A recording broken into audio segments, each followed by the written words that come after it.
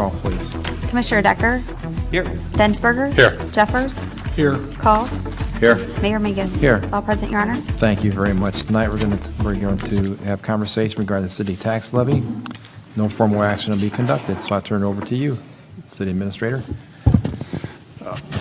Yeah, tonight I just wanted to talk about the tax levy, the options that I sent you last week, I believe, for some analysis. I've talked to each individual one, so that's why there's only one option on the council meeting. That's where I felt the votes for support was, but I felt it was that we need to at least look at the legal options that we have so everybody knew what they were. The first option is the PTEL option, which would be an increase of rate, raising an additional $144,000. And on the average $150,000 house, that's $14.43 an additional property tax per year, is what that would equate to. And option two is kind of the council's, what you've been doing for the last number of years, is keeping the tax rate the same. And if we did that, we actually raised an additional $15,772, and that's the new property coming on to the tax rolls, new construction, causing the overall assessed value to go up. So at least we're capturing that in here, but keeping the rate the same. So the goal would be keep that $150,000 house rate flat. It may not work out exactly as that because we have to give the county a dollar figure and they'll put together the ultimate rate. But I believe last year Jeff Becker was extremely accurate and was within 0.015% of that last year. And if you see, that's why our rate varies ever so slightly on a yearly basis going back to year 2000. We're essentially flat since 2000. And that information's been out on our website. We do put that out there. Yeah, I know last year we had a pretty lengthy and impassioned discussion. We had a lot of residents here talking about property tax because frankly, I think I had spurred that because of my comments relative to pension increases and other increased costs. Ultimately, we did choose, as we had in several previous years, to basically keep the extension the same, but it's a number that we have to guess at, as you said. Yep. So the two proposals that I asked Mr. Becker to prepare are simply the what amounts to the inflation rate and keeping the extension flat, which is what we've done in the past. You know, we had some discussion 2 or 3 months ago about increased costs to the city, whether those be pensions, payroll, insurance, workers' comp, everything together, and the city's need for enhanced revenue. This would certainly be a very reliable way to get it. However, virtually every taxing body, especially the school districts, that's the only well they have to go to, so I'm certain they will be maximizing it. So of these two proposals, I, for one, will be supportive of attempting to keep the rate and extension the same as it has been in previous years, which does involve that estimate that you're speaking of.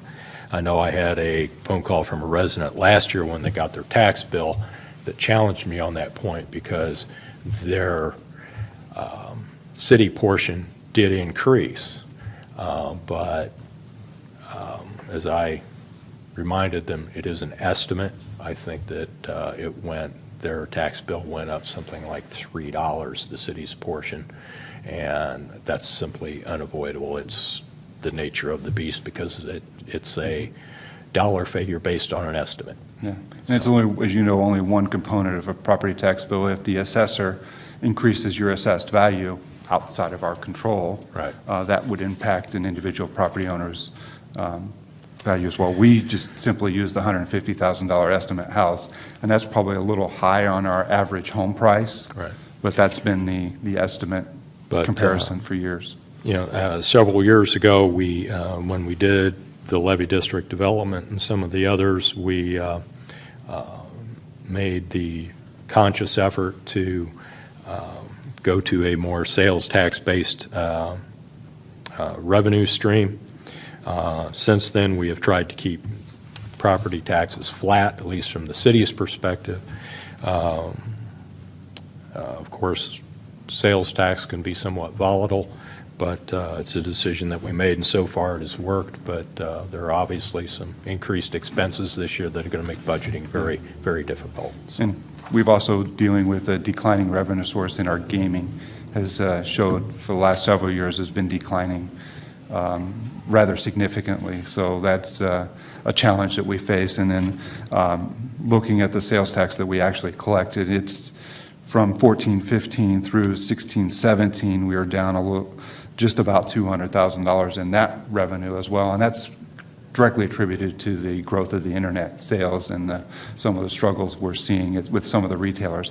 Now, the current fiscal year, I think we're going to surpass that. The economy is doing a little better. We're doing a little better. The statistics that I've just been reading in the last few days show that the Thanksgiving holiday, Black Friday and stuff, the sales were up. Overall, the total dollar figures were up, so which that bodes well for our sales tax increase. the last revenue report I got from Mr. Becker showed that sales tax is on par with budget. Of course, November, December are the telling months, and I believe gaming revenue is on par with budget as well. Is that correct? Yeah, gaming currently is 100,000 over budget, but we did a 10% reduction, trying to be a little cautious on that estimate, so I think we might come ahead on that one this year. So that's where we're at, and gentlemen, you have the two proposals for property tax, and as stated, I think I've made my statement as to where I stand on it, and I believe the majority of the council is disposed for that, but I'll shut up and let others have the floor. Thank you, Commissioner. Other comments from the council, please? Just a question, Jeff, would be, of the proposal, if the raised amount, the You've seen it. inflationary increase, 144,000, what percentage of that is residential versus business included? I guess if we look at, because our tax levy is not just residential. That's correct. Your tax levy is not residential. I don't have that percentage breakdown with me, what percentage breakdown of our tax levy is commercial property versus residential. Let's say it's probably two-thirds residential. I don't know, maybe that's not even a good guess. But I guess the principle is that the tax levy that is assessed is everybody within our taxing district. That's correct. Isn't just residential. So you do the math, it was $14.43 per year. You know, that's $1.20 a month. I mean, that's what you're asking as an option. That's correct. And I guess the one advantage of going with that is that obviously it does generate more revenue. It also doesn't all come from residential. No. Half the homes would probably be below this average, or maybe half the average. I would say more than half your homes will be below this average. 20% are probably homestead exemption, I'm guessing. All to say is that this is not exactly a high dollar for most of our residents, in my view, okay? And we've been talking since this current budget was put in place. I know this is offset different, this is the calendar year assessment versus our budget year situation, but, you know, I can appreciate having flat taxes or generally flat. I think personally, inflationary increases are not true increases, if in that sense, if we want to be really fair about it. And I think you gave us some numbers as far as where we've come record-wise as a city, I don't know, you threw out 39% over what period of time was that? The CPI has gone up 39% since 2000. And our rate in 2000 was, I guess the levy, I guess the question of rate versus the actual levy amount. In 2000, we were around the same rate, $1.21. Yeah. And the reason why I chose 2000 to look back to is because that's essentially comparable today with the rate. Everything since 2000 has essentially been flat. You go back prior to 2099, there was a decrease between 99 and 2000. You could see it coming down as the gaming revenue was coming on board. There was a definite correlation at that time period. We were above $2 as recently as 1993. Now, that may seem like ancient history, but that's just a point of reference that we were above 2. And I think that corresponds with, I think Commissioner Dinsberger alluded to that or said directly, that as the city has had increased sales tax as a percentage of our budget, the reliance upon the tax levy has gone down. And so in general, there's been a decline from those high rates in the late 80s, or mid 80s, late 80s, and then on down the last 10 years, 17 years, fairly flat. However, as we know, our costs, inflation rate recently and so forth, you say 39%. The residents need to know that as there's a cost to this if we keep things flat, and that we're actually going less than the rate of inflation, and that pretty soon we're at $1 million less or $1.5 million. That's money back in the pockets of our residents. I get that. And I'm one of those residents, and that may be part of our reason. We're voting for something for ourselves here as well, let's face it. But I hope that that's apart from our discussion, because we need to do what's best for the city. But I will say this, that we can continue this path, but we all know, and we're not discussing the entire budget here tonight, we're talking about the tax levy itself. But if we fail to keep up with our current services, and I'll just use roads as an example because that's real estate, and we're talking about taxes here on real estate. I think if we let our roads go down in quality, that will, if it goes on long, then that would also affect potential property values for residential, especially as the residents look at this.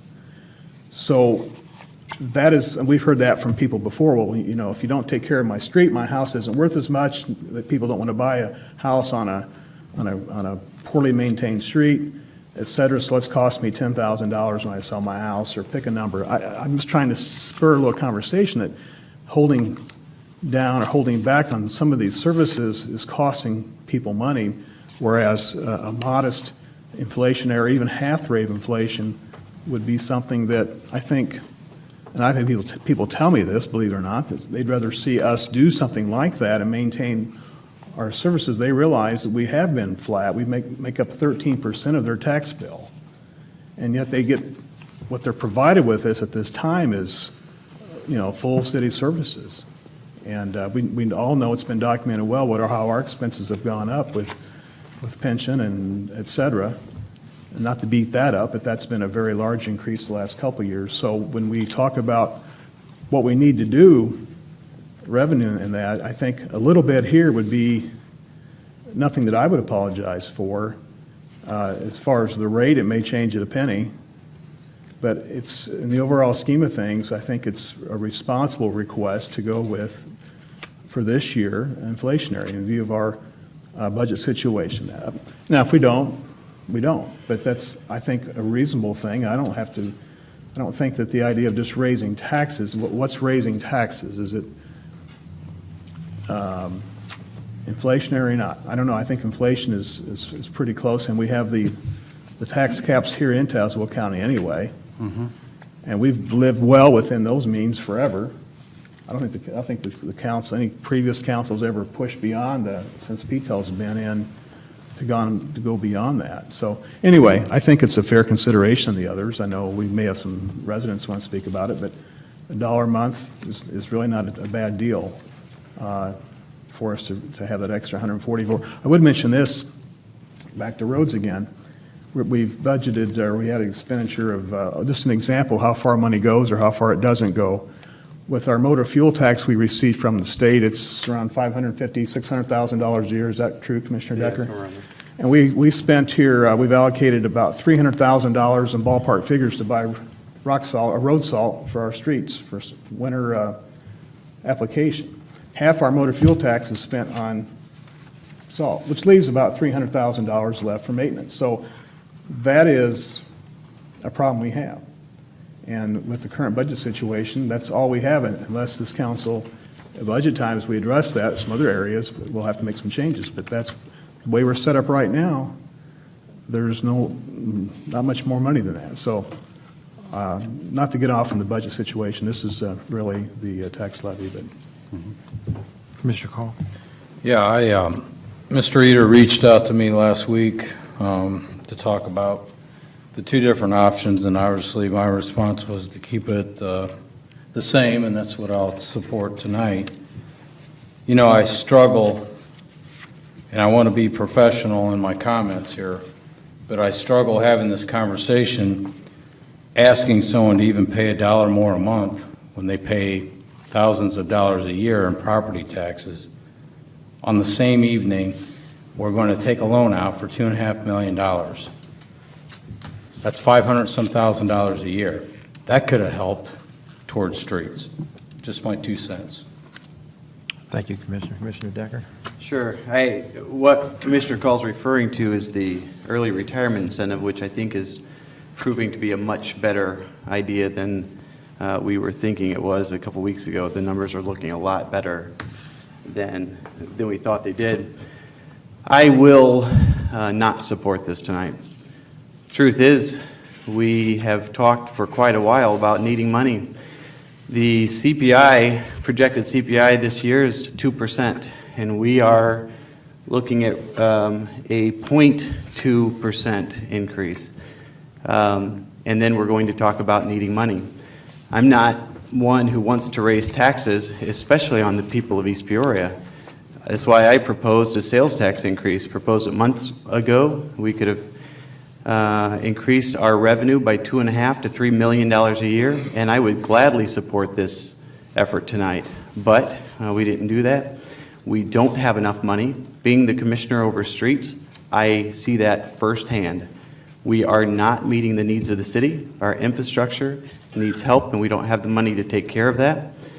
We are not buying the equipment that we should be buying. We are not taking care of the things in the city. And in doing so, or not doing so, ultimately is going to cost us many more dollars in the future. So I would gladly support this tonight if we would have developed an alternative revenue stream, but we did not. There are a couple other options out there, and if one would commit to me tonight that they would support a sales tax, and I, like I said, I will gladly support this tonight. The other revenue stream, the garbage fee, puts the onus completely on the taxpayers of East Peoria. I mean, that proposition is $10 to $15 a month increase in our fees. I pay a year $3,369 for my taxes. To the city of East Peoria, though, it is only $453. That is a bargain. If you look at all of the services provided by the city of East Peoria, we look at full-time fire, full-time police, ambulance, code enforcement, street maintenance. East side, obviously, that has benefits throughout the city. The marina is there for people of East Peoria to enjoy, the Festival of Lights as well. We have a water and sewer department that obviously there's a subsequent fee, but it is owned and operated and run by the city of East Peoria. But the biggest part of that is the garbage. If the garbage alone, if you had to pay someone like Waste Management, you were looking at, when I did the analysis a couple years ago, $17 to $18 plus per month. And if you wanted to add on things like recycling or yard waste pickup, it can get up over $20 a month. The amount of money we pay a year is a bargain, and all I'm asking for is for us to be able to keep up with that.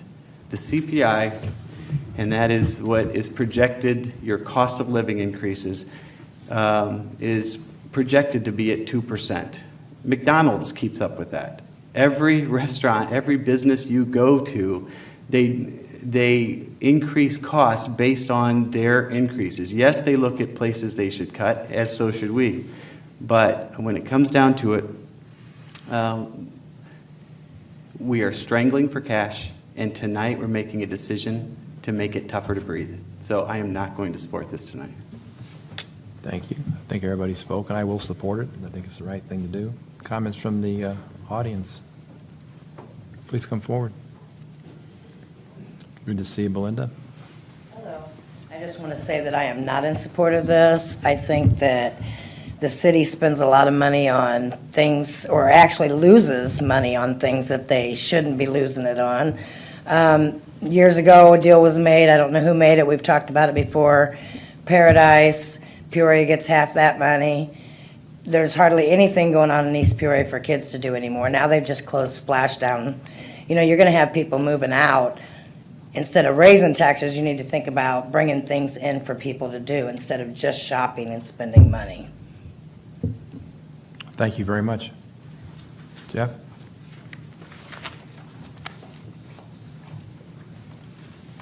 Thank you. I just say, want to thank the council, honestly, for keeping it to these two options, because they seem to be really reasonable options. Mr. Jeffers, heard your comments for 15 minutes, and not once was the idea of any cost cutting mentioned. Dan, when you talked, it was all about new revenues. I just would ask each of you to look at the email I sent you on September 18th, where we outlined the number of cost-saving items that this council should be looking at. And I've never heard one word back from this email. I assume at some point, maybe the discussions will start coming up. But these are real savings that could be taking place, and they don't have to wait until budget. Thank I you. think Jeff, Yes. that and others will be addressed at budget time. But my point, Mayor, is we didn't need to wait 7 months. Understand. Or 8 months. I mean, a lot of these savings could have been done in mid-year. I think some and have be real too. savings. Very good. Thank you. Don?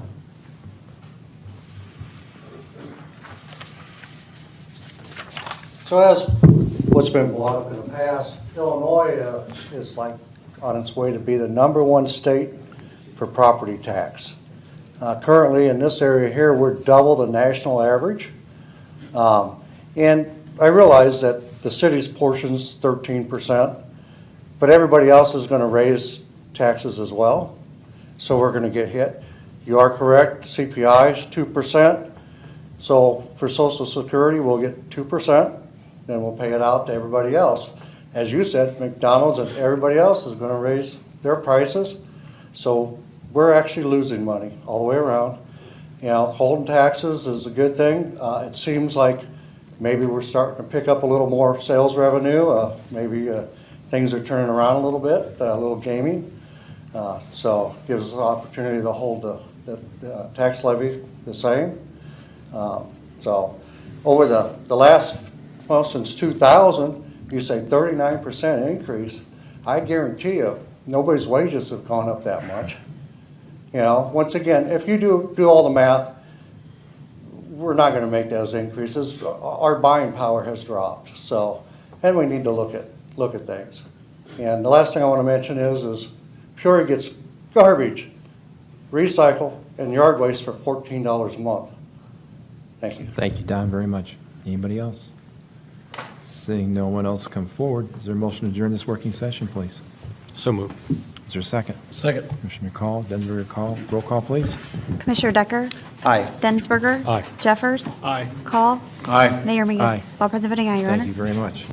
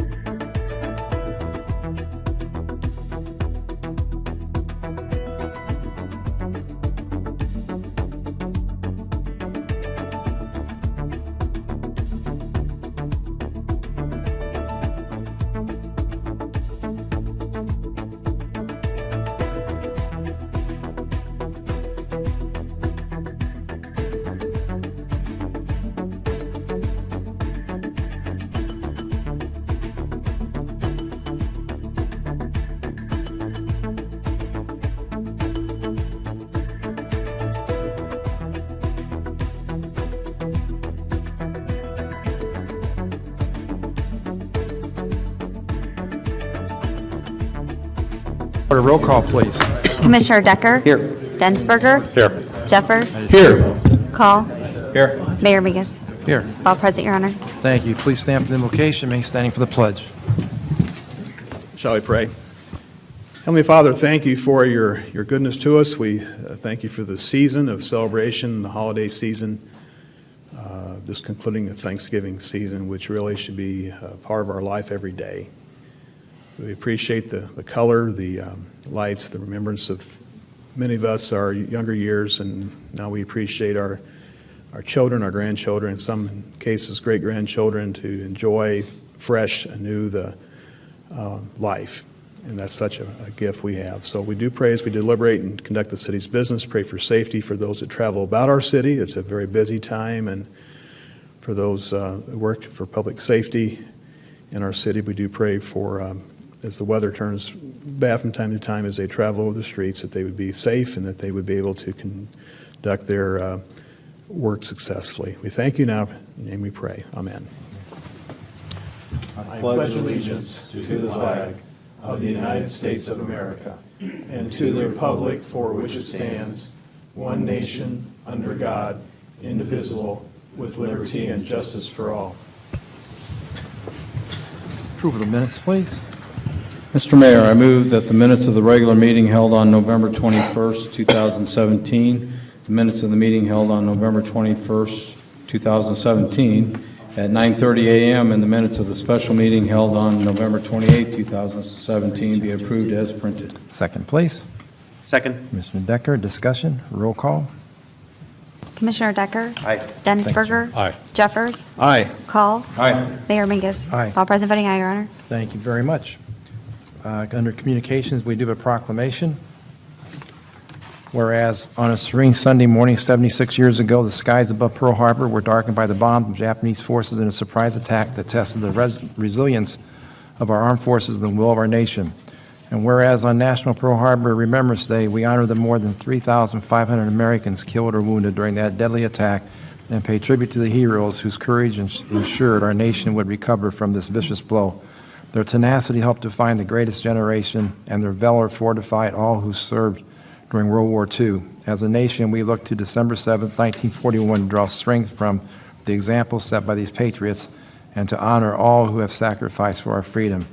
And whereas the Congress, by Public Law 103-308, as amended, has designated December 7th of each year as National Pearl Harbor Remembrance Day, now therefore I, David W. Mingus, Mayor of the City of East Peoria, do hereby proclaim December 7, 2017 as National Pearl Harbor Remembrance Day in the city of East Peoria, and encourage all Americans to observe the solemn day of remembrance and honor our military, past and present, with appropriate ceremonies and activities. I urge all government agencies and interested organizations, groups, and individuals to fly the flag of the United States at half-staff this December 7th in honor of those American patriots who died as a result of their service at Pearl Harbor. Certainly something we should never forget, and to honor those who served both then and now. I believe that we have a brief report on the audit. Jeff, is that correct? Yeah. Or Jeff Doug, and I'm I, sorry, Denberger? we met with the auditor and received their annual report as a closeout of the audit. The city did receive a clean bill, basically. They did have some suggestions for us as to controls that they would recommend, which virtually all of which we were already aware of and are working on. Good. Particularly as some will involve some additional software and things such as that. But largely it was good news. So Jeff, elaborate any further? No, we met with Clifton Larson Allen. We got a clean audit, which, as they issue their financial statements, present fairly.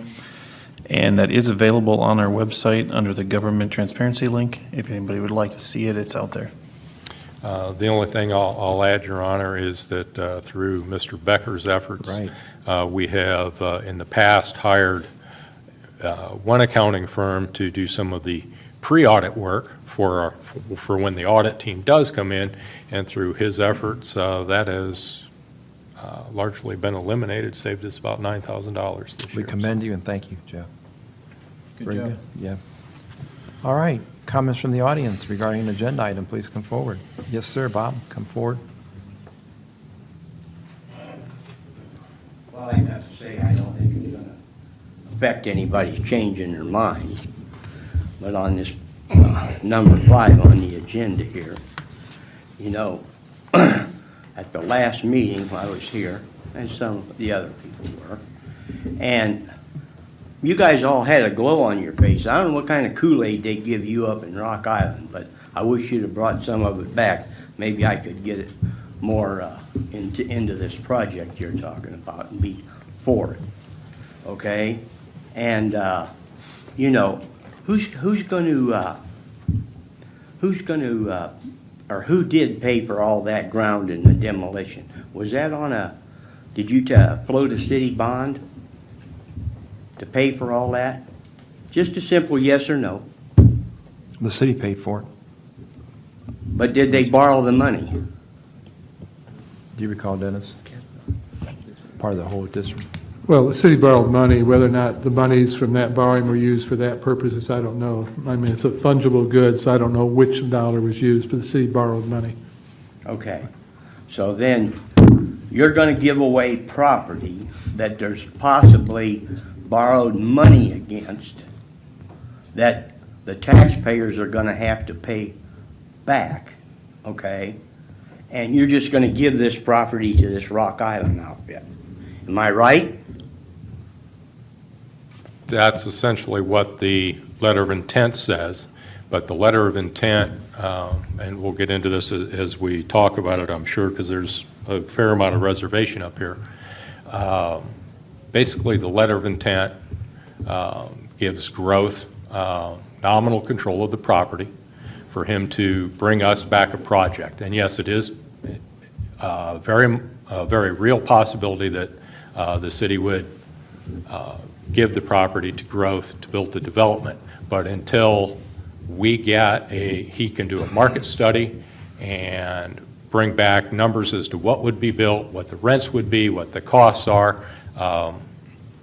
All it is the very first step toward seeing what's possible. Okay. Okay, now, on this project they're wanting to build, are each of those units going to pay a levy tax like all of these people and myself pay, or are they going to get a sweetheart deal and they do the whole development and pay one tax? I believe the owner of the property would be liable for property tax. No, for the levy tax. In addition to my okay. taxes, I pay about $100 a year levy taxes.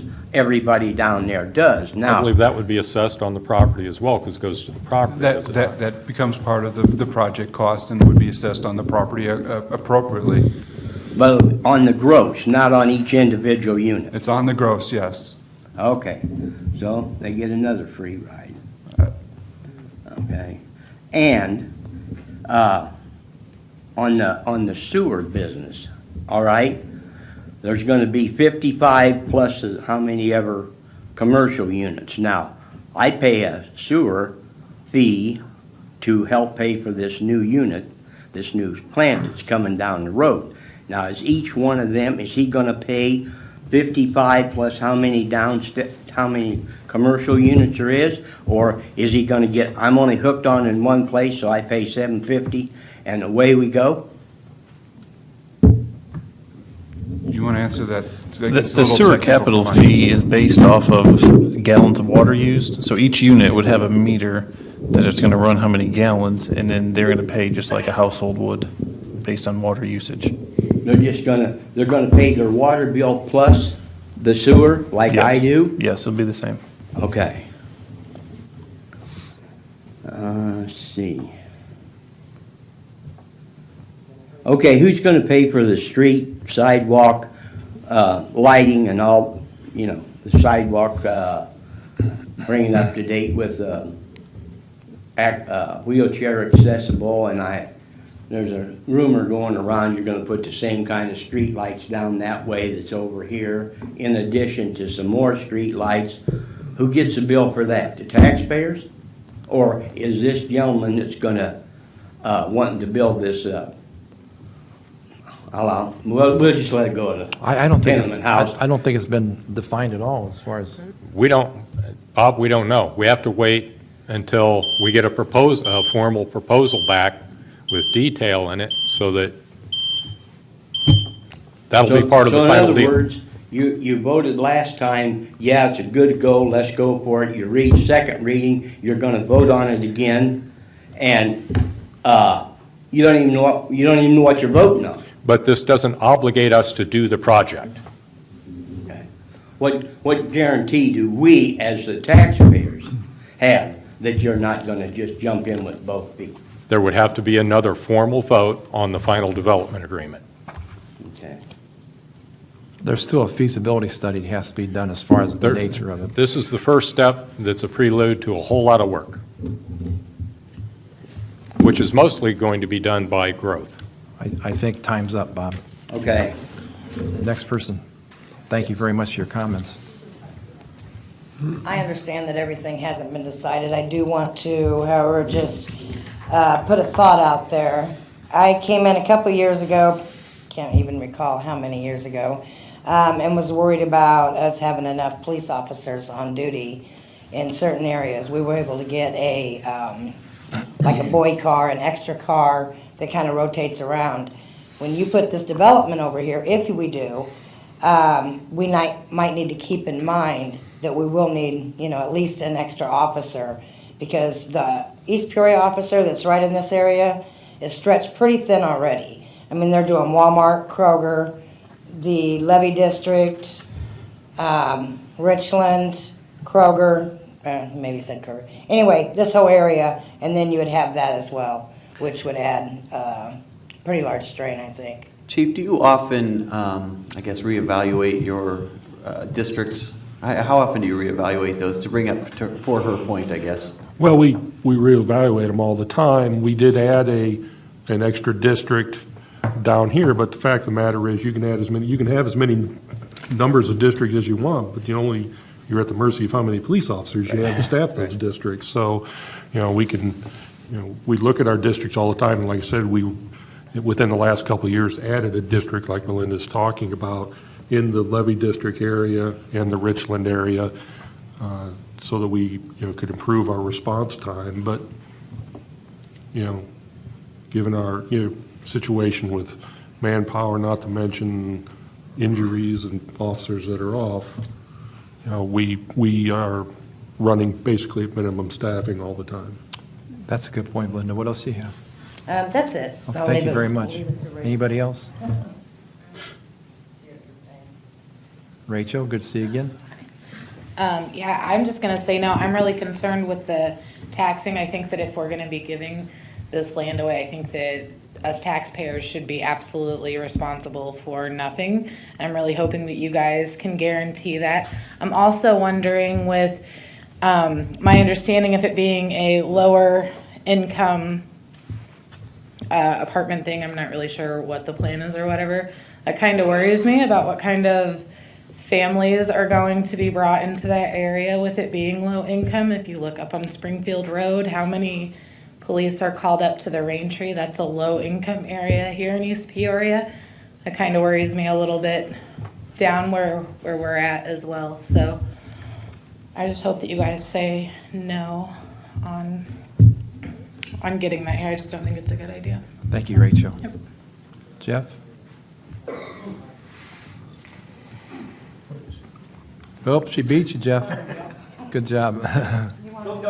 Come forward. Ladies first. Hi, my name's Lori Bassam. I'm not good about being up in front of a crowd, You're doing fine. but I think we need some more stuff for these young kids because they have nothing. We have nothing for these young kids. And you guys want to build a low-income subsidized apartments. We're going to have more violence. We're going to bring guns and everything else down here now, if we get that. So I don't even want none of it. Thank you for your comments. Jeff?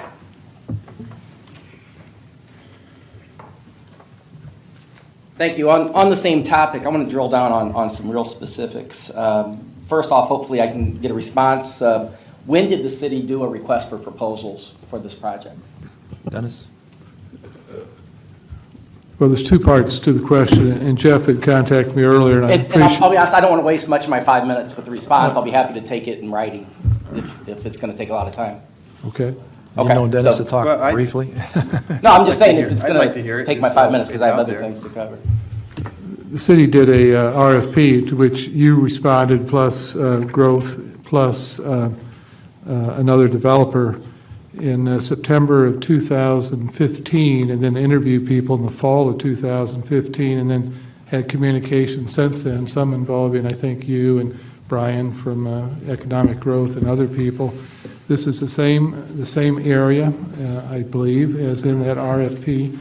And what is happening now that I think there's some confusion on by some of the previous speakers is this is not committing the city to the project, any project, although it's fair to say that there are, he gets another minute, Ty, there are some things that are anticipated, but that's about as far as you can go. What this does, it empowers economic growth to look for financing, to look for tax credit financing, to look for preferred financing, to do a feasibility study and figure out what works. The city has not approved and will not approve a particular project or development agreement until it has a lot more information. Next question, Jeff. Okay, I appreciate that. I also, I understand the RFP timeline, I actually have that with me.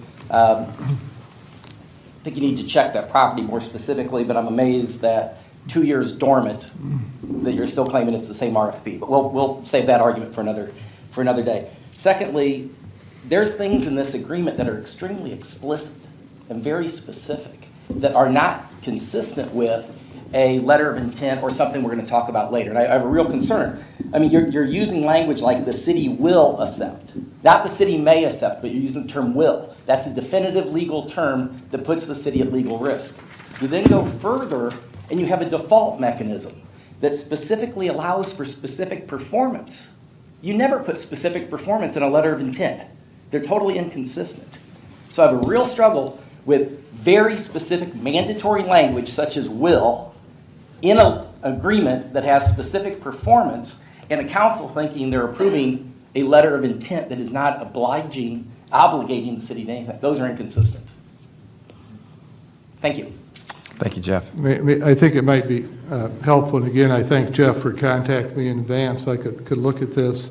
There is language in this agreement called specific performance, and probably doesn't belong there, but I will tell you as a legal matter, it doesn't matter, because specific performance is a remedy available only if there's something that one can specifically be required to do. There's nothing meaningful in this agreement that the city can be specifically required to do. So I'm not proud of this, I must say, but specific performance language here is boilerplate. It's found in a lot of agreements. It has no place here. It also has no meaning and no impact in this agreement. The agreement is full of language that talks about the city at its sole discretion, only if the city agrees. Everything keys upon the city having a project presented which it finds agreeable. If the city does not have a project presented that it finds agreeable, then the project does not go forward, the city does not give away land, the city does not incur any cost. It's throughout the agreement, and I won't take everybody's time to point out all the different places in the agreement where that's made very clear. Thank you, Dennis. Anybody else want to comment to the council? Seeing no one else come forward, Commissioner Densbury, we're going to modify the consent agenda, I believe, a bit. We are. We are pulling what was number 5 on the consent agenda, which is resolution number 1718-083. We will place it as my first item on the regular agenda, Your Honor. So, Mr. Mayor, I move to adopt a consent agenda consisting of items numbered 1 through 4 and 6 on the consent agenda, as listed on the agenda for this meeting, and for those items to be considered by omnibus vote. Second, please. Second. Commissioner Call. Discussion. Roll call, please. Commissioner Decker? Aye. Densberger? Aye. Jeffers? Aye. Call? Aye. Mayor Mingus? Aye. All present voting aye, Your Honor. Thank you very much. In which case, Mr. Mayor, I move you that items numbered 1 through 4 and number 6 listed on the consent agenda be hereby approved and adopted. The items numbered 2 through 4 and 6, having been read once by their title, having laid on the table for no less than 1 week for public inspection, be adopted as presented. Second, please. Second. Commissioner Call. Thank you, Commissioner. Discussion, roll call, please. Commissioner Decker? Aye. Densberger? Aye. Jeffers? Aye. Call? Aye. Mayor Mingus? Aye. All present voting aye, Your Honor. Thank you very much. Continue on, please, sir. Okay. Moving on to the regular agenda, Your Honor. As stated, I will begin with Resolution number 1718-083. Be it resolved by the Council of the City of East Peoria, Illinois, that Resolution number 1718-083, hereto attached, a resolution approving a master development agreement with Rock Island Economic Growth Corporation, Inc., doing business as Economic Growth Corporation, Growth, for residential and community development in the levy district be hereby approved. And that this resolution, number 1718-083, having been read once by its title, having laid on the table for no less than 1 week for public inspection, be adopted as presented. Second, please. Second. Commissioner Jeffers. Thank you, Commissioner. We've already had a fair amount of discussion on this. Basically, this is a letter of intent, which, as Mr. Triggs describes, basically gives Growth the sufficient control of the property to go to lenders, to do a market study, and develop a proposal to bring to the council for a decision as to whether or not to move forward. Without this letter of intent, Growth would be unable to proceed. I share the concern of many people up here and several in the audience as to the mix of residents and what type of development will be. We would look for something more market rate. Probably not possible, but if there is some mix and it is of sufficient quality, it is something for us to consider. But basically, without doing this letter of intent, we don't know what we don't know. We have a representative here from Growth. Sir, if you have a few words to say, you'd certainly be welcome to talk about the process and what the intent is and your understanding of what we're doing tonight. All right. Well, to answer a couple of questions, we are a nonprofit that does pay taxes. One of the economic impacts from what we see from our previous developments is, again, within the initial review of numbers, is that the property that currently does not generate taxes, our initial performance are based on about $35,000 to $38,000 a year. Again, this is just all as a starting point. Within the unit mix, this does include a market rate component. We did target 5 of the units, as I indicated when you came to Rock Island and saw the quality of the product that was aged, and also met with our property management team, because we will be managing the property ourselves, consistent with all of our developments. 5 of the units are studios, and as I indicated with you during that presentation, is that our business model really focuses on those studios at 5 of the 45 projected units to really target veterans, and therefore that's why that rent range is at that range. When you look at, first of all, as it relates to larger families, there are no 3-bedroom units in the development. Our largest units are 2 bedrooms. Those rent ranges on the 2-bedroom units are in the $660 to $800 range. The $800 per month unit also comes as what we identify as workforce housing, really targeting those that live here in the levy district, and then the market rate units at $1,000 a month. The first step is to be able to at least have an attempt at site control to be able to finalize the market studies and put together beyond just a conceptual rendering that was provided to you at your site visit to come back for a full development agreement. You heard Mr. Triggs' summation of the letter of intent that we're voting on tonight. Is that consistent with your thoughts on the agreement? Yes, yes. We are a community-based nonprofit developer that works in many communities. We're very much engaged after the closing. We just don't develop it and walk away. In June of this year, we brought in our own property management. You met Carrie Jorgensen, who runs our properties, and you toured the properties. The quality of the product is very consistent with what we proposed here. Most importantly, as a national leader in workforce housing and having completed well over $200 million worth of investment, and then coming along with the other activities that we bring to the community, such as the micro lending and the various smaller business support. This does not have a commercial component to it. We'd like to see, ideally we'd all like to see 100% market rate unit, but we have to start somewhere. And what we feel that the test would be is with these unincome restricted units that are targeting what we hope the market study would support at $1,000 a month, it gives us some type of indication of what someone is willing to pay for rent here within the levy district. So we believe this is a good starting point. At least it's consistent with the business models that have worked in many other communities. Thank you very much. Anyone else? Yeah, I'll make a few comments. I actually have reached out and requested that this be. Can you sit down, John? Or? What's that? Yeah, absolutely. Go ahead, thank you. I had asked that this be moved from the consent agenda, and here's why. Read the article in the paper, and quite honestly, I had some reservations. Bob, I didn't drink the Kool-Aid. Nobody drank Kool-Aid that day. Is what we did do, though. We met a wonderful group of people that put on a great presentation. They've got 22 years under their belt of doing this.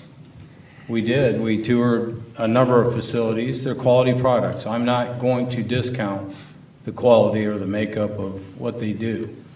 My reservation has to do with the rent ranges and whether or not it's a good fit after we invested $80 million in the levy district, if this development is a good fit for down here.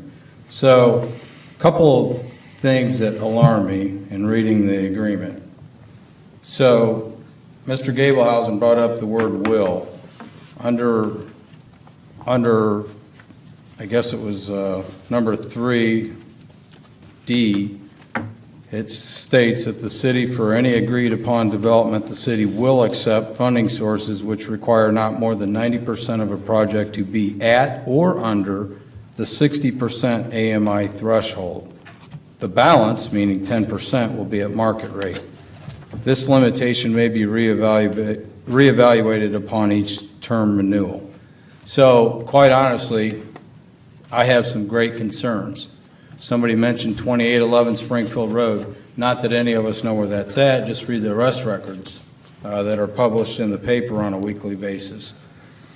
Rent there starts at $495 for a single bedroom.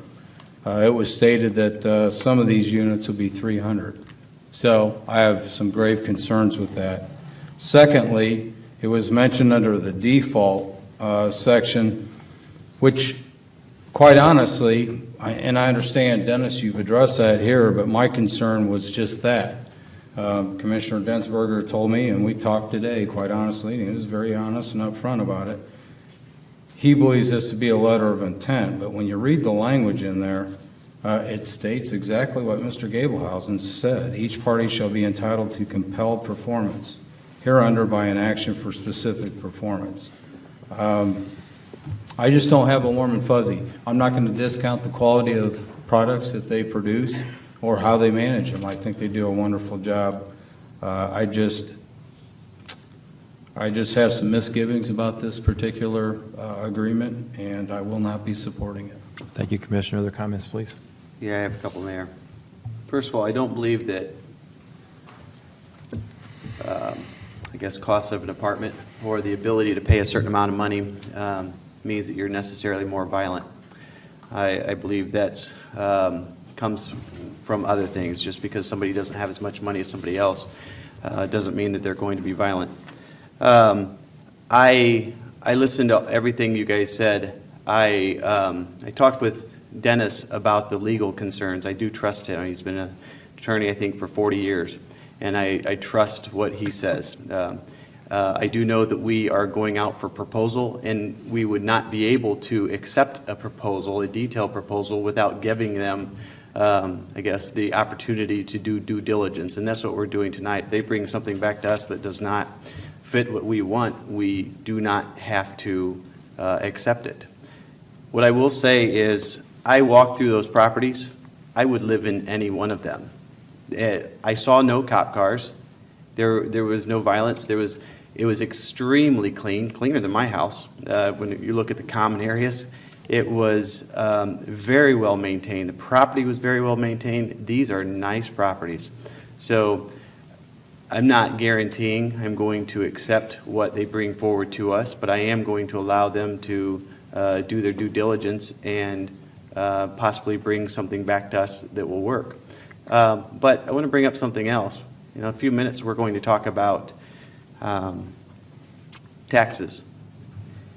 This will help bring revenue to the community. Increase property taxes from a multi-million-dollar building, maybe multiple, as well as increase people living in the levy district who will spend money in the levy district. So whether it be property tax, sales tax, or when they spend money in the city of East Peoria, that will help East Peoria have more money to buy the things that we need and hire the officers that we need to hire. So I am going to accept this tonight. Mr. Jeffers? I had the privilege to make the trip. I mentioned that, I think, last meeting, and I know I've had the benefit of being there and seeing several locations there on Rock Island. There were not just new construction, which ours would be new construction from ground up, but they also do a lot of renovation for old warehouse district type buildings. Amazing what they have done and put together some great facilities. We don't really have the potential on that scale here in East Peoria like Peoria does in some areas. But they also had done that. They also have done single-family homes in areas. I wouldn't say exactly like Habitat for Humanity, but the same thing. They put a new home in an existing community. And that type of thing is also part of their resume, if you will. I am bothered, and I understand if you haven't seen it or people, the rumor mill begins, you read an article in the paper, and you kind of think, well, this must be like this place up on Springfield Road, and it's just like that. Well, that's not a fair assessment, in my view, in that it's completely different. And I just would ask that as we give this a chance to at least come back to us and give us a proposal, that you won't dismiss it out of hand. Everyone's worried about what it's going to cost, and I look at the value. This is an investment. There is revenue in this as well to the city. If Commissioner Decker is correct, just like any other development, house, apartment, condo, duplex, there is revenue here. And so I mentioned, yeah, we could probably make more money if we put some stores, some commercial retail down there in time. Maybe, but this is the direction. This council, as a whole, has been very much wanting to give residential a chance down here in this area. And it isn't that we're short-sighted for the rest of the city, but this is the area I've heard this emphasis, and we've been criticized because we haven't done it. And here's a chance just to give an opportunity for someone to come back to us and give us a proposal that we can say up or down that we're going to proceed on. So I see no commitment here at this point other than to say, let's see what they can do. They have a great record. I have confidence in legal's advice on this, and it's a great opportunity for the city of East Peoria. And we've put money into Richland, we've put money in other areas, and other areas we've looked at, and we'll do that and continue to do that. And this is just a good step for us. It really is, in my view. And I will support this. Thank you, Commissioner Densberger. Your Honor, this is, in my estimation and our attorney's estimation and even Brian's, this is a letter of intent. This is the same process we went through on every commercial development that this council did. We had to sign a letter of intent to allow the developer to come back with a formal, detailed proposal. That's the only way we will ever know what is or is not feasible on this property. As we started the levy district, we wanted to build a new downtown for East Peoria. We've largely done that, but the portion that's missing is the residential component. I will support this tonight because I want to know if residential is feasible. And if a proposal comes back that has a mix that we are not comfortable with, that the costs are too great on, that the burden to the city and the taxpayers is too extensive, I will vote no. But I need to know what I don't know. Thank you, Commissioner. For me, I really struggle with this. I've been very uneasy. Number one, I can recall certain criteria that the council established probably years ago as far as what we're going to use as a criteria to give incentives. One was that it has to be very, very unique. Second, it has to be somewhat of a city attraction. Third, it has to somewhat enhance the quality of life of our citizens. And these were all areas and kind of modeled the sense of urbanism, where it's a self-contained community. For me, this is not going to meet the litmus test, and I considered voting for this, but I don't want to be misleading either, because probably I would not support this in the end as far as giving incentives, because this doesn't meet that specification that I'm looking for that area. So I want to be totally upfront, and I won't be voting for this either. However, in no way will I be vehemently opposed as far as saying it's something we shouldn't do or not do, but for me, it doesn't meet the test for incentives. Roll call, please. Commissioner Decker? Aye. Densberger? Aye. Jeffers? Aye. Call? No. Mayor Mingus? No. I have 3 ayes and 2 noes, Your Honor. Thank you very much. Next, Your Honor, we'll move on to taxes. Mr. Mayor, I move you that ordinance number 4368, hereto attached, an annual tax levy ordinance for the city of East Peoria, Illinois, for the fiscal year from the first day of May AD 2017 to the last day of April AD 2018, be accepted on its first reading, as read by its title, and be laid on the table for no less than 1 week for public inspection. Second, please. Second. Commissioner Call. Thank you, Commissioner. We talked about this in our working session. What the intent of this ordinance is to keep our extension and resulting tax levy as flat as possible. It is based on a couple estimates, so I can't guarantee it will be perfect. It wasn't perfect last year, but it was pretty darn close. I think for your average taxpayer, it was on my tax bill, it was within $3, something around $3. I think that's pretty good, but that is our intent, is to, by passing this ordinance, is to keep the city's portion of the tax bill as flat as possible. Very good. Discussion, please.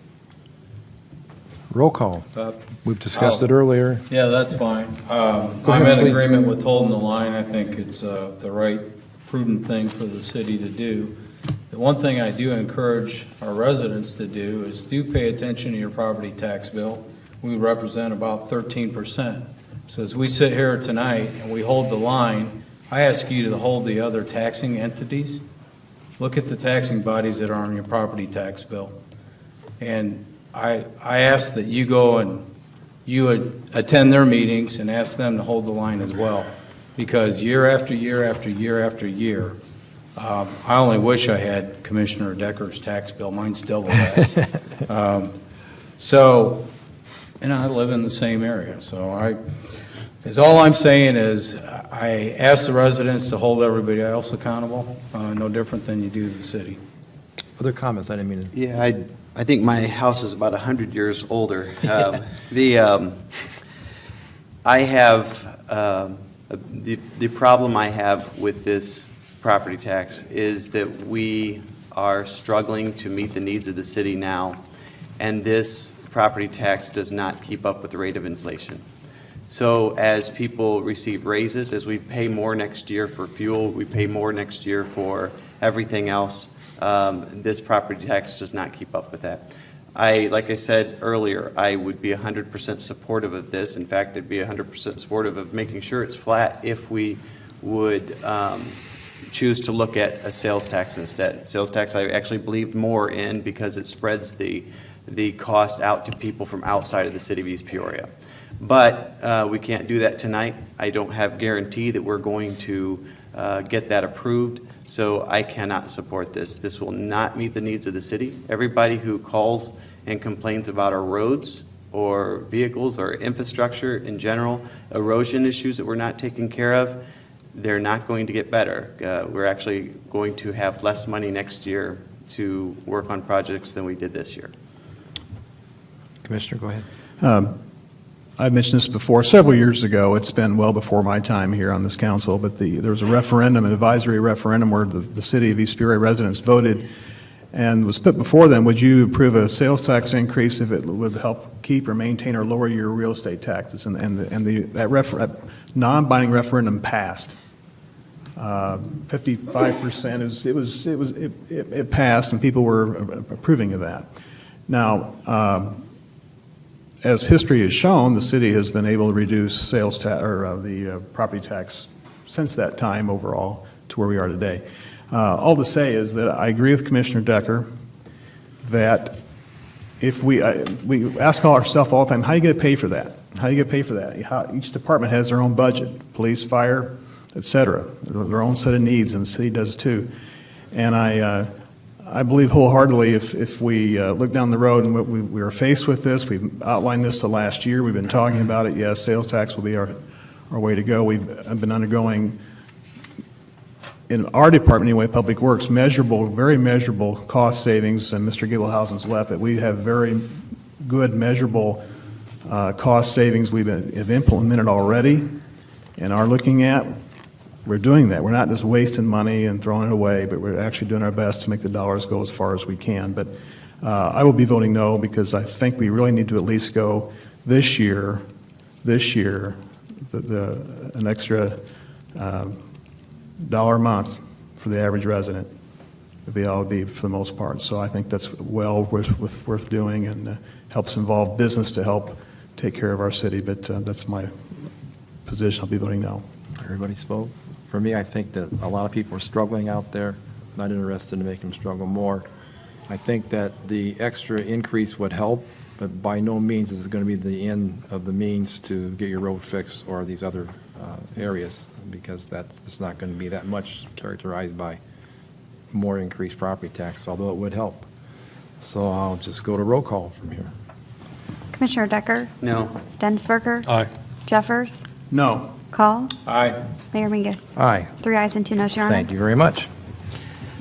Next, Your Honor, we have a second reading. Mr. Mayor, I move you that ordinance number 4364 here to attach, an ordinance approving an agreement to finance the obligations of the city in connection with its early retirement incentive program, and approving the form of promissory note given by the city in connection with such agreement, having been read once by its title and having laid on the table for no less than 1 week for public inspection, be adopted as presented. Second, please. Second. Commissioner Decker? Thank you, Commissioner. This is as stated, the loan that was always contemplated to pay the city's portion of the early retirement agreement. Our financing, we did put this out for bid, basically. The IMRF will finance it for us at a mere 7.5% over 5 years, which would result in interest paid of $505,000 and change. This loan that we're voting on tonight is through Morton Community Bank at 2.15% over 5 years, with interest of in the neighborhood of $141,000. So it's approximately a $364,000 difference in the financing cost. I've had some very real reservations about the wisdom of the ERI over the last year. I still have some reservations, but at our meeting on last Tuesday morning, we asked Mr. Becker to put together a sort of accounting on the cost of this and what the payback is.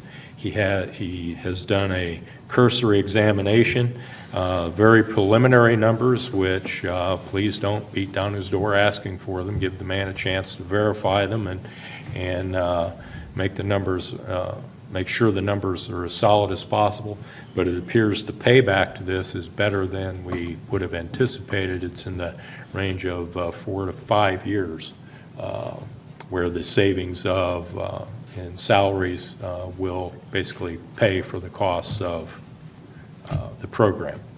But again, he will refine those numbers, and when he has them complete, he will be more than happy to share them.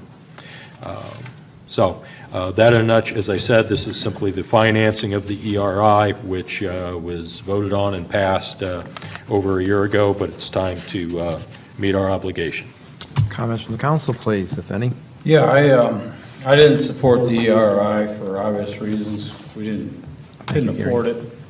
And this is proof in the pudding. We're taking a loan out for $2.5 million to pay for something that benefited 22 employees.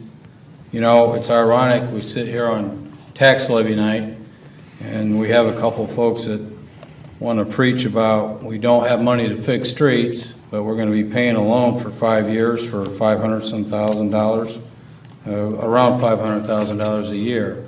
So it's a tough pill for me to swallow. I was critical of that.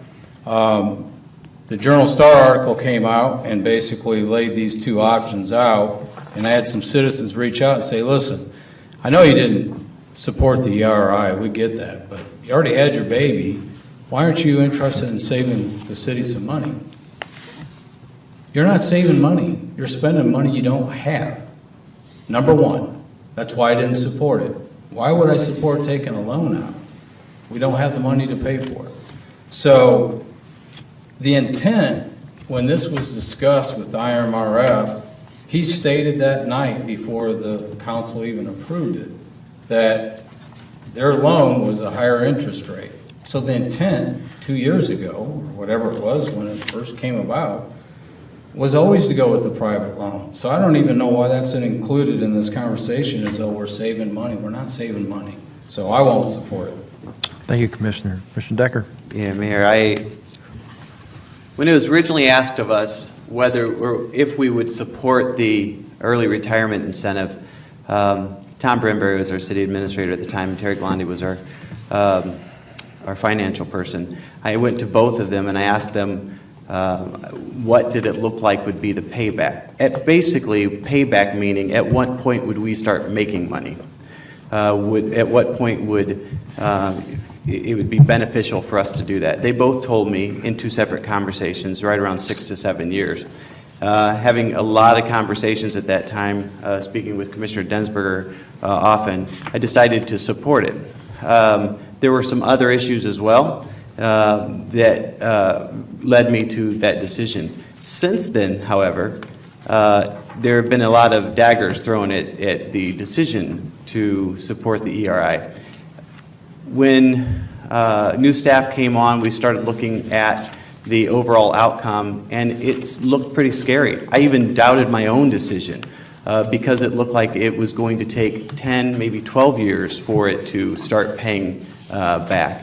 When Mr. Norbitz came last Tuesday and asked that we do an analysis, I'm glad that he did, because in looking at it over this last week, I was talking with Jeff Becker before the meeting, and it's great hearing that it's a payback potentially of 5 years or less. So that means it was always the intention, I think usually is the intention when you do an early retirement incentive, to take out a loan for that, pay it off, and then the city is in a better financial shape going into the future. So it's not done yet. I think it's important that we don't hire. We have to make sure to maintain the staffing levels that are causing us to be fiscally responsible. But the whole intent was an investment and to make us more streamlined and more, I guess, conservative or cost-effective in the future. So I'm very happy with how the numbers are looking.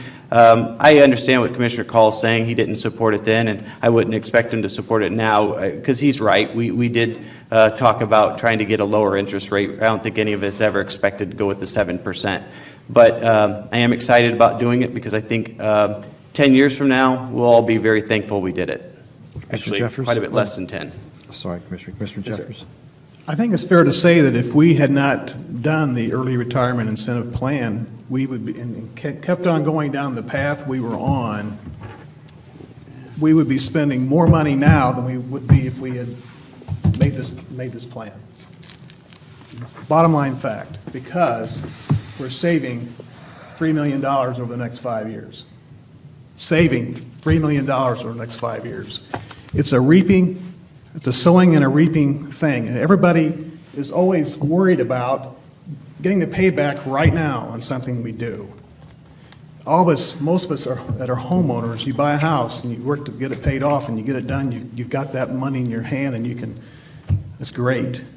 The development around us here costs a lot of money, and there's debt for this development and other developments in previous councils before we ever showed up. And as that debt falls off, money falls back in. And we're looking at several $1 million in the next few years, multi-million dollars coming in the community. We're in a trough right now. But the seeds have been sown out there. The seeds were sown before. This program is a moneymaker. In 5 years, approximately, it begins to pay money back in the positive, mostly for public works, but not all of it.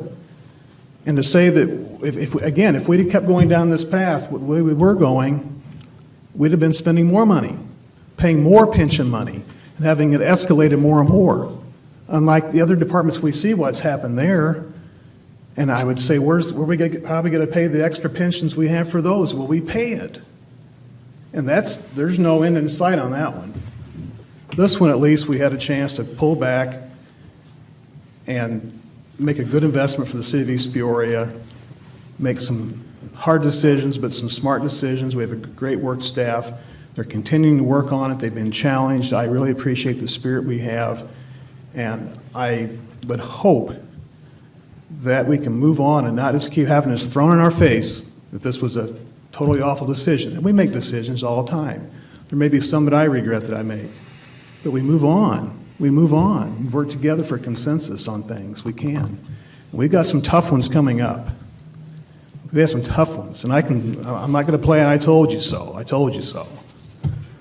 But this is a question on this issue of the best rate of the loan. $300,000 savings. It's a no-brainer, of course. It just helps make this program even more affordable. And I'll be glad to support it. I'll be abstaining because I'm an IMR participant. Roll call, please. Commissioner Decker?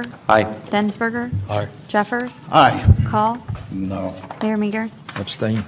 I have 3 ayes, 1 no, and 1 abstention, Your Honor. Thank you very much. Next item, Your Honor, is Resolution Number 1718-087. Be it resolved by the Council of the City of East Peoria, Illinois, that Resolution Number 1718-087 hereto attached, a resolution approving professional services contract with Azavar Audit Solutions, Inc. for review and audit of certain city contracts and agreements be approved, and that this resolution number 1718-087 be accepted on its first reading as read by its title, be laid on the table for no less than 1 week for public inspection. Second, please. Second. Commissioner Call. Your Honor, this is an agreement with Azavar, which we may be partnering with Pekin and Washington on. Basically, they, as stated, audit contracts and performance, especially as they pertain to utilities, and meaning cable companies, Ameren, to make sure that various properties are sending the revenues to the proper city. And beyond that, Jeff, you can probably explain it better than I can, if you would, please. Yeah, Commissioner, you're exactly correct. Azavar has been doing this for quite some time, have a quite impressive list of communities they've worked for. They've worked for my 2 previous communities, both Franklin Park and Rock Island. When Rock Island did this last, probably 3 years ago now-ish time frame, the utility tax, they did find substantial utility tax that were misclassified, meaning it was either not being collected and paid to the right municipality, or it was going to the wrong municipality. So this is really trying to make sure the municipalities are doing, or the utilities are doing the right thing and looking for the revenue. I would expect, with Ameren's reputation, and especially since not all East Peoria's addresses have East Peoria, but you may have a Washington address but be in the corporate limits of East Peoria, that there be some errors out there. And that's just one type of example that we've seen.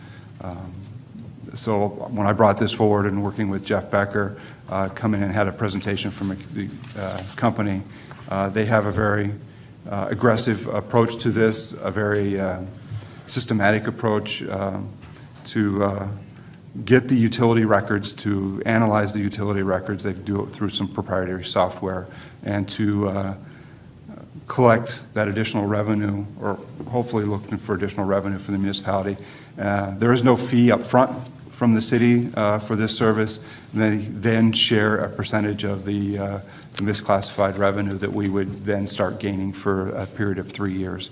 And because we're doing it with Washington, who's already approved it, and Pekin, we actually get to keep a higher percentage of it than what we would be doing if we were doing this on our own. Thank you. Other discussion? Roll call, please. Commissioner Decker? Aye. Densberger? Aye. Jeffers? Aye. Call? Aye. Mayor Mingus? Aye. All present voting aye, Your Honor. Thank you. Your Honor, my final item, Resolution 1718-089. Be it resolved by the Council of the City of East Peoria, Illinois, that Resolution number 1718-089, hereto attached, a resolution approving cleaning services contract for city buildings with Central Cleaning Service, Inc., be approved, and that this resolution number 1718-089 be accepted on its first reading, as read by its title, be laid on the table for no less than 1 week for public inspection. Second, please. Second. Commissioner Call. Thank you, Commissioner. Our cleaning contract is, of course, up. We put out a request for bids. The clean contract covers cleaning of Eastside Center, Public Works, Philippi Building, City Hall and the Civic Plaza, the Public Safety Building, Riverfront Park, and other public property. The 5 bids we received were from Personal Touch Service Solutions, A Cleaner Finish, LLC, TCRC, Clean as a Whistle, LLC, and Central Cleaning. I will say that I was at a chamber Eggs and Issues breakfast a couple weeks ago, and TCRC, Mr. Dirtle, was here with us tonight, made a presentation about the services that they offer in this particular area, among many other services that they provide to the community, which I applaud you for. They were a bidder on this, and they were strongly considered. There was some staff sentiment to go directly with TCRC on this. However, Central Cleaning's bid, who was our current provider, was $87,540 for the year, or $15 an hour. TCRC was the number 2 bidder at $102,912 at $17 an hour. My question to Mr. Cole as we discussed these bids were, I told him I don't mind paying more if we're not getting a good product now from our current provider. And while Mr. Cole would be the first to tell you, Central Cleaning has not been without its issues. He is able to work with them, and we've received some product improvement on the service they provide. And he felt that the dollar difference in the bid warranted us staying with Central Cleaning. So that is what is before us tonight. That is the recommendation. Comments from the council, please. Mayor, I don't know if my comments will be real popular, but I'm going to vote no tonight. And it's tough for me to justify what I'm about to say with everything I've said before tonight. But it's more of an issue about, I don't know, a moral obligation, a feeling that I believe to be the right thing to do. I believe the right thing to do would be go with TCRC. We have had some issues with our current supply, or with our current cleaning group. For the most part, I think our buildings are clean. I know we've had a few issues. It is about a $15,000 difference, I admit that. But the people who live and work through TCRC, They provide a service. It gives them dignity. It provides employment where they may not be able to gain employment in other places.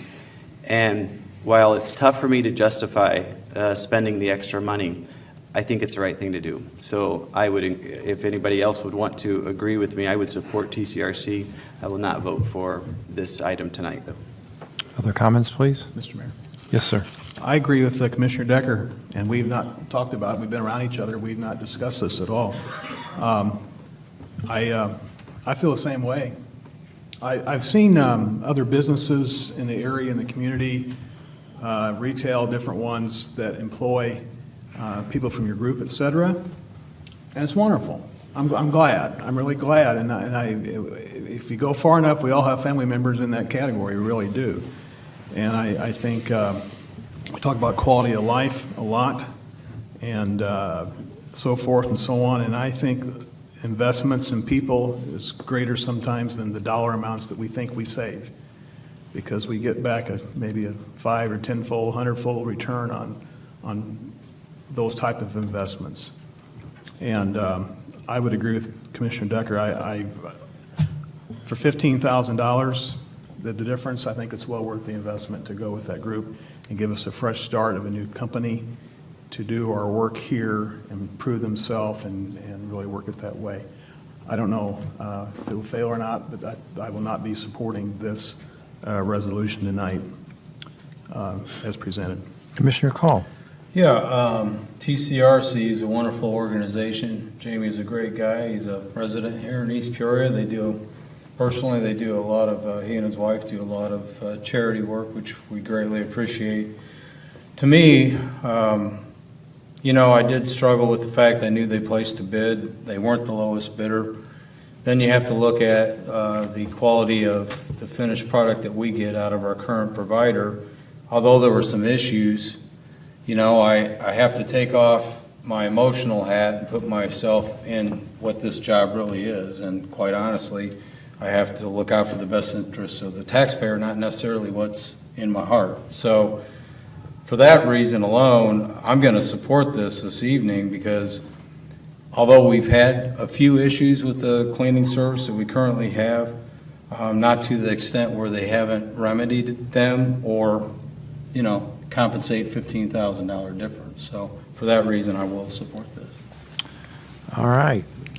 Tough call. Roll call, please. Commissioner Decker? No. Densberger? Aye. Jeffers? No. Call? Aye. Mayor Mingus? No. I have 3 noes and 2 ayes, Your Honor. Thank you very much. All right. Is that it? That's all I have, sir. Commissioner Decker? I have no items right now, Mayor. Commissioner Jeffers? None, Mr. Mayor. Commissioner Call? I have one item this evening.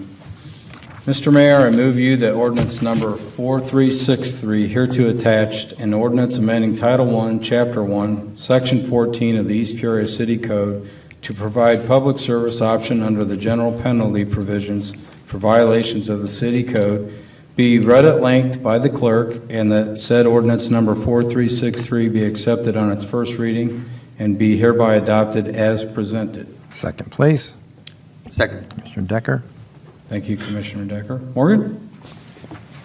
Ordinance number 4363, whereas Section 1-2-1 of the Illinois Municipal Code authorizes municipalities to impose a penalty for violation of an ordinance including the performance of reasonable public service work, and whereas the city hereby finds that it is in the best interest of the city to include the option to impose the performance of public service work as a penalty for a violation of any ordinance.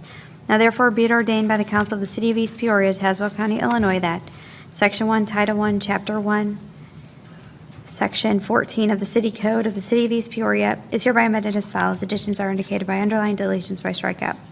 1-1-14, general penalty. A, whenever in this code or in any ordinance of the city and any act is prohibited or is made or declared to be unlawful or an offense, or whenever in such code or ordinance the doing of any act is required or the failure to do any act is declared to be unlawful, where no specific penalty is provided, therefore, the violation of any such provision of this code or any ordinance shall be punished by a fine not exceeding $750, In addition to or in lieu of a fine, any person convicted of violating any section of this code may be required to perform a reasonable amount of public service work or make restitution for the actual losses, damages, or injuries proximately caused by the conduct of the offender. A separate offense shall be deemed committed for each day any violation of any provision of this code or any ordinance shall continue. Section 2, this ordinance is hereby ordered to be published in pamphlet form by the East Peoria City Clerk, and said clerk is ordered to keep at least 3 copies hereof available for public inspection in the future and in accordance with the Illinois Municipal Code. Section 3, this ordinance is in addition to all other ordinances on the subject, shall be construed therewith, excepting as to that part in direct conflict with any other ordinance, and in the event of such conflict, the provisions hereof shall govern. Section 4, this ordinance shall be in full force and effect from and after its passage, approval, and 10-day period of publication in the manner provided by law. Wow, so long story short, Illinois Municipal Code authorizes municipalities to impose penalties for violation of ordinances, including payment of a fine, performance of public service, work, or both. Our current code only allows us to fine. This will change that ordinance to include public service work, allows us the flexibility to impose that versus a fine. Dennis, will you care to, anything you care to add to that? Nothing to add, sir. Thank you. Okay. Okay, perfect. Other discussion? Good job. Roll call, please. Commissioner Decker? Aye. Densberger? Jeffers? Aye. Call? Aye. Mayor Mingus? Aye. All present voting aye, Your Honor. Thank you very much. That's all I have, sir. Thank you, Commissioner. Comments from the audience on non-agenda items? Thank you, sir.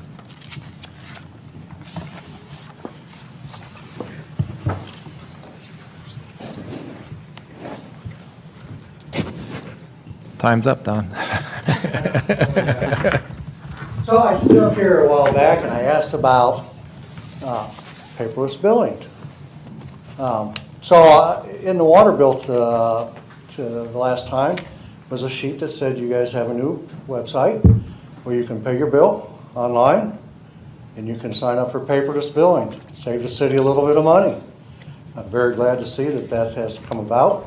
Of course, I signed up immediately. Good. I just wonder how many of you signed up for paperless billing to save the city some money. I didn't Yeah. sign up. I'm not going to sign up. And you know, hopefully everybody will spread the word and, you know, get people out there to join and like I said, help save a little bit of money. Thanks for the suggestion, too, Don. Hey, Don, just real quick to answer your question, since you asked all of us, I'll answer it. I'm old-fashioned. This is my online agenda packet, and it comes with me every 2 weeks, if you will. But I'm old-fashioned in the sense that I don't trust the online stuff. Same here. Quite honestly. Too many things can go south with that. So I like the paper trail. And I've always been that way up until lately here. Technology has finally reached a point where it's more trustworthy than not, so.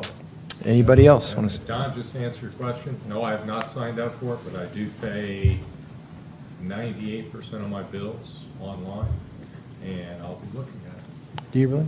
Yeah. Wow. Okay. Yes, anybody- they have a lot of nice online stuff now too, so. Anybody else? Seeing nobody else come forward, comments from the council. Well, I have to say that Commissioner Decker. I'm going to have to ask my wife whether she has signed up for paperless billing because she takes care of all the bills. I'm chuckling Which one do you that have? she does almost all of our billing online as well. So if she has it, I'm sure she will be. I'll ask her tonight. I do want to talk about something, though, Don, that you usually bring up, and that is burning. It's an issue that obviously there's no great answer because the way I've looked at it is we need to have an alternative before we get rid of it. However, I was talking with the mayor a couple days ago, and we were chatting about it. I do think the answer is providing some sort of pickup or something in lieu of burning, and then we can stop people from burning. But I believe there are some things that we can do in the meantime. We are ending with the burn season now. Another one will be here in a couple months. So before then, I was talking with Bob earlier tonight. I've been making some notes. I think there are some things that we can do. Do we want to like shorten the burn season or not have a season at all? Would it make it less concentrated? I know that or at least I've been told that our police department doesn't have the authority that they should have to make people put out fires or have the fire department come and put out fires. There's some question of whether it should be permit only, but I think one of the biggest problems is those who are disobeying the rules or current rules, whether they be burning at night, burning things they should not be burning. I think the fines need to be heftier because it is causing problems for those who are doing things the way they should. So I do think the ultimate decision is to come up with an alternative to get rid of it, and then I believe we should stop it completely. But we have a couple months now before the next burn season. I have a list of notes here. I don't know if how to do it exactly, but to get it in some sort of paper form. Other commissioners, if you wouldn't mind just emailing me, give me your thoughts, and we'll compile it. But I think before the next burn season, we should make that change. So at least now we have a time limit. Thank you, Commissioner. Commissioner Densberger. Right outside here, there is a new reading garden that has been constructed by the East Peoria Foundation. I haven't been through it, but I drive by it every morning on my way to work. Landscaping looks great. It looks like it'll be a great addition to the city. I would like to point out that it was financed with private dollars by the East Peoria Foundation. I look forward to it being available to the community. I think we'll have a ceremony sometime soon, and probably something a little more elaborate I would expect when the weather's nicer. I do have one concern that I want to put out about the reading garden and actually the rest of the Civic Triangle out here, as it is proposed to be developed by the East Peoria Foundation. That being that while the installation is private dollars, I think that the ongoing maintenance of it needs to be private dollars as well. I don't believe the city should be taking on additional maintenance responsibilities at a time when we have the budget constraints that we have. And I have shared this thought from the beginning with members of the foundation, and I feel very strongly about that the ongoing care and maintenance of this amenity needs to be on private shoulders. That's all I have, sir. That's it. Commissioner Jeffers. Nothing, we did enjoy the parade here. It's been only, 3 weeks ago? That was good to have back again for its annual arrival. Doug's here. How's things going up at Winter Wonderland? I believe the same as always. I check every year, and the last 3 or 4 years, the trends are Clockwork. pretty similar, how within a couple $100 they're the same. Yeah, there's a friend of mine that's on Facebook who lives across the street, so she puts a live picture on or a photo now and then and says, well, this is the line tonight, come now or come later, it's fun to see that, but it's a great reminder of the season and great memories, and it's making a lot of new ones for the younger children and our guests that come into our city, which are many, many thousands that come from outside. I know many of us here have worked the gate in years past, and I have tended to talk to a lot of them as they were sitting in line, but the number of license plates, some are out of state, of course, and but people, you ask them where they come from, it's Havana, it's Beardstown, it's Champaign, it's Chicago, it could be anywhere. We're actually taking zip codes. Not every single one is too hard to do, but it's pretty impressive. That's great news. So I'll be we'll anxious put to all see it together. Anxious to see the list. I know with our new city website, that's the kind of information we can even make more use of and invite people to give us information. That's all I have, sir. Very good. John? Yeah, just a few things real quick, Mayor. Open burning ended November 30th. So I'd like to remind people that means do not burn. As of Friday, December 1st, there are quite a few fires out there. Just to dovetail off Commissioner Decker's comments, I look forward to any options. I've stated it for the last 2.5 years. I'd be more than interested in looking at ways to put an end to this, quite honestly. The police actually do go out and enforce our current ordinances. So I want to give them a little credit there. I know it was stated they don't have the authority, but they've asked people plenty of times to extinguish the fires if they're not in compliance. So I appreciate that, but November 30th, open burning ended. That means it's over. Regarding some community events, December 6th, which is tomorrow, Central House, free car seat check. Central House is the main fire station right across from the railroad tracks here, or right down by the railroad tracks. This is going to be the last one, I believe, until March. Typically, they don't do it in January and February due to cold weather. But you can always call 698-4700 and make an appointment if you feel the need to do that. But I encourage anyone to get the car seats checked out if you're unsure for the safety of your children. December 9th, Parade of Lights will be broadcast at 5 p.m. on week 25. Fond du Lac Bank sponsors the broadcast, and our own Channel 22 produced it. So that'll be 5 p.m. That is this Saturday, actually. And that's pretty much all I had, sir. Doug, I'm going to ask you to help me because I can't find it. I can't access it, but we have a new star that's going to be lit every single night in honor of Mr. Hendricks. Yeah, the star that was up in Betts Park was built, I didn't know this, was built by a family 30-some years ago, I assume. Remember, the family passed away, and they wanted to rebuild it because it's been dark for a few years. So they're paying for the whole thing through, there were some donations from the funeral services, and then Caterpillar's going to match because there was a retiree from Caterpillar. So it's up and bright. A symbol of hope. Yeah, and it'll stay on all year round. It's a great story. It is. I know the news was out, did some stories on it. I think the Journal-Star, we're going to try to get some members of the family to do an interview with them. All metal framing, LED lights. LED lights and, yeah, aluminum frame. And So we're very, very, very thankful for their contribution. In this day and age, anything that symbolizes hope, we're all for. All right, motion to adjourn, please. Mr. Mayor, I move that we adjourn until Tuesday evening, December 19th at 6 p.m. Second, please. Second. Commissioner Call, roll call. Commissioner Decker? Aye. Densberger? Aye. Jeffers? Aye. Call?